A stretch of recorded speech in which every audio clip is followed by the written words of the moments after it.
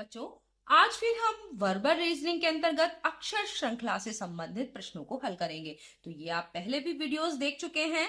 तो कुछ और प्रश्न करते हैं ताकि आपको और अच्छे से समझ में आ जाए। तो आपकी हेल्प के लिए ये वाला जो है वो अल्फाबेट लिखे हुए हैं, इंग्लिश अल्फाबेट, जिसमें कि उनका क्रम क्या है ये लिखा हुआ है, ताकि आपको बहुत अच्छे से समझ में आ जाए कि आंसर जो ये ऑप्शन दिए इनमें से राइट ऑप्शन कौन सा है। तो चलिए इसको करते हैं। बी, ये देखिए पहले में बी और वाई। बी इधर से दूसरे नंबर पे है, वाई इस तरफ से दूसरे नंबर पे है। बी कैपिटल में लिखा है और वाई किसमें, स्मॉल लेटर में लिखा है, ध्यान दीजिएगा। सी कैपिटल में, एक्स स्मॉल में, उसी जगह पे। फिर D W E V F you, तो एफ यू है तो जी के बाद क्या आना चाहिए, जी, और टी, टी किस में आएगा, स्मॉल में। तो देखिए जी टी किस में लिखा है, ये वाला। ठीक है, तो आपका ये राइट आंसर हो गया। अगला वाला देखते हैं। ए के बाद बी, यानी कोई भी चीज छोड़ी नहीं गई है, यानी एक भी लेटर बीच में मिसिंग नहीं है। बी के बाद डी, अब एक मिसिंग है। फिर कितने मिसिंग होने चाहिए, अब तो फिर अगर यहाँ पे एक भी मिसिंग नहीं है, फिर एक मिसिंग है, तो फिर कितना होना चाहिए, दो मिसिंग। तो डी के बाद दो छोड़ दीजिए तो क्या आएगा, जी आ रहा है। फिर कितने, तीन छोड़ने, एक दो तीन छोड़ेंगे तो के आ गया। के बाद कितने छोड़ेंगे, चार, एक दो तीन चार, तो आनी चाहिए पी। तो यहां पर आपका राइट ऑप्शन जो है बी वाला है, पी आना चाहिए। फिर अब देखिए पी आ गया आपका। पी के बाद पांच छोड़िए, एक दो तीन चार पांच, तो क्या आ गया, वी। इसका मतलब है कि आपका जो ये आंसर है बी वाला, पी आना चाहिए यहां पर, तो ये सही है। देखिए ये तीसरे वाले प्रश्न में आर है, तो आर कहाँ है, ये रहा। आर के बाद एक दो तीन चार छोड़े हैं तो एम आ रहा है, यहां पर मिसिंग है। इधर भी देख लिए, एफ के बाद डी, तो एफ के बाद डी यानी एक छोड़ा है, तो इसका मतलब है कम हो रहे हैं। तो यहां पर हमने चार छोड़े, अब आप तीन छोड़िए, एक दो तीन, आई आना चाहिए। ठीक है, तो अब आप देखिए कि आई आएगा, तो आई और एफ में कितने का अंतर होना चाहिए, अब दो छोड़ने हैं, तो आई के बाद दो छोड़िए, एक दो छोड़ दिए तो क्या आ गया, एफ। इसका मतलब है कि यहां पर आई बिल्कुल सही है, तो आई किस में आ रहा है, डी में। अब एफ के बाद देखा था आपने, डी में कितने छोड़े थे, एक छोड़ा था, तो अब एक भी नहीं छोड़ना है, तो आना चाहिए सी। तो देखिए बिल्कुल सही आ रहा है कि नहीं आ रहा है, यानी पहले चार छोड़े तो एम आया, फिर तीन छोड़ देंगे आई आएगा, फिर दो छोड़ देंगे एफ आएगा, एफ के बाद एक छोड़ेंगे डी आएगा, फिर कुछ भी नहीं छोड़ेंगे तो आएगा सी। तो आपका ये वाला आंसर राइट आंसर है, समझ में आ गया होगा। एक्स डब्ल्यू, देखिए एक्स डब्ल्यू, और इधर क्या है, उसी नंबर पे, ये देखिए तीसरे और चौथे, पीछे से तीसरे चौथे पे है, तो ये भी एक्स की जगह पे ही आगे से सी है, और ये D, X W C D. तो यहां पर क्या है, वी यू, तो क्या आना चाहिए, ई एफ, हो गया। तो वी यू के बाद क्या आएगा, टी एस, तो यहां पर देखिए टी और एस कहीं है, ये रहा टी एस, और कहीं टी एस है नहीं, तो यही वाला आंसर सही होगा। लेकिन अभी हम यहां पर भी एक और है, उसको भी देखना है। तो टी एस हो गया, टी एस के बाद इधर से क्या आएगा, जी एच, सही आ रहा है।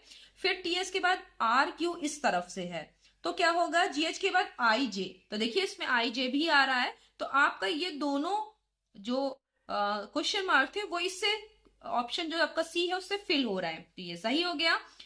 अब देखिए ए के बाद बी आ रहा है, बी के बाद एक छोड़ के डी आ रहा है, फिर दो छोड़ के जी आ रहा है, फिर तीन छोड़ के के आ रहा है, तो आप चार छोड़िए, एक दो तीन चार छोड़ेंगे तो क्या आएगा, पी। पी के बाद पांच छोड़िए, एक दो तीन चार पांच छोड़ दिए तो पी आ गया। तो ये आपका पी वाला राइट आंसर है। उसके बाद देखिए जी, ई है, फिर जी है, तो ई कहाँ है, देखिए ये ई के बाद एक छोड़ के जी आया है, जी के बाद दो छोड़ के जे आया है, जे के बाद एक दो तीन छोड़ के एन आया है, एन के बाद एक दो तीन चार छोड़ के एस आया है, तो अब पांच छोड़िए, एक दो तीन चार पांच छोड़ देंगे तो वाई आएगा। तो ये बी वाला राइट आंसर है, इसमें ऑप्शन में वाई है। ठीक है, अब सातवां प्रश्न करते हैं। तो देखिए सातवें में है ए सी, ए सी में बी छूटा हुआ है, एक छूटा है, सी और ई में एक छूटा है, फिर ई और जी में भी एफ बीच का एक छूटा है, तो फिर आपको एक एक ही छोड़ना है, तो क्या छोड़ेंगे, एच छोड़ेंगे, तो क्या आ जाएगा आंसर, आई। तो ये बहुत इजी था, आपने देख लिया। ये देखिए 8वां प्रश्न, सी डी, और सी डी के बाद आपने ई एफ जी छोड़ा, फिर एच आई, 3 छोड़ दिए हैं, ठीक है। फिर जे के एल छोड़िए तो एम एन को लिख लिया। तो अगला ओ पी क्यू छोड़िए तो आर एस इसका राइट आंसर होगा। देखिए 2 आप लिख रहे हैं एक साथ, और फिर 1 2 3 छोड़ रहे हैं।